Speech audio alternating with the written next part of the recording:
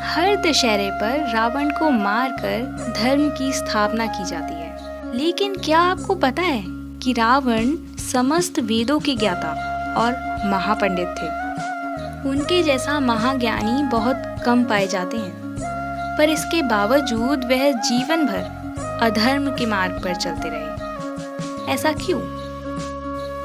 तो आइए जानते हैं कि लक्ष्मण को रावण ने अपने अंतिम समय में क्या ज्ञान दिया। श्री राम और रावण के बीच युद्ध में रावण हार गया और तभी भगवान श्री राम ने लक्ष्मण को समस्त वेदों के ज्ञाता और महापंडित रावण से राजनीतिक और शक्ति का ज्ञान प्राप्त करने को कहा। तभी लक्ष्मण कहते हैं कि ये तो हमारा दुश्मन था, आप मुझे इसके पास ज्ञान प्राप्त करने के लिए क्यों भेज रहे हैं? तभी श्री राम अपने अनुज को समझाते हुए कहते हैं कि व्यक्ति के कर्मों से उनके ज्ञान को अनदेखा नहीं किया जा सकता। वह वेदों के ज्ञाता और महापंडित हैं। उनके अलावा तुम्हें जीवन का ज्ञान कोई नहीं दे सकता।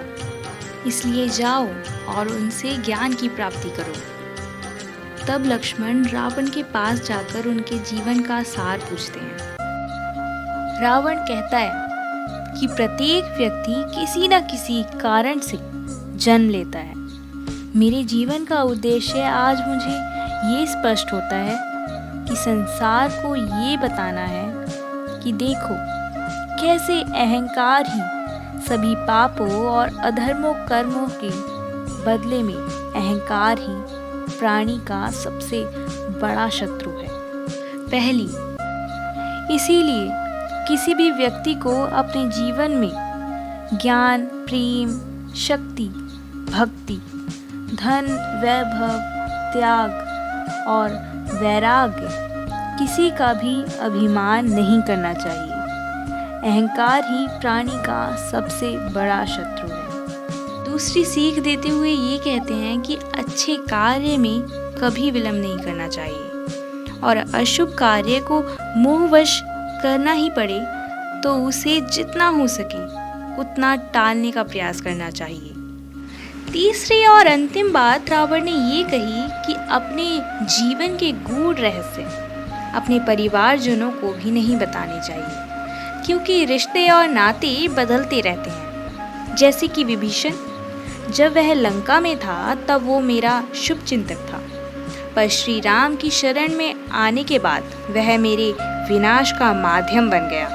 वह कहते हैं कि ऐसा नहीं कि मुझे ये सब पहले नहीं पता था, पर मैं हमेशा अपनी शक्ति, ज्ञान, बल और वैभव के अहंकार में डूबा रहा।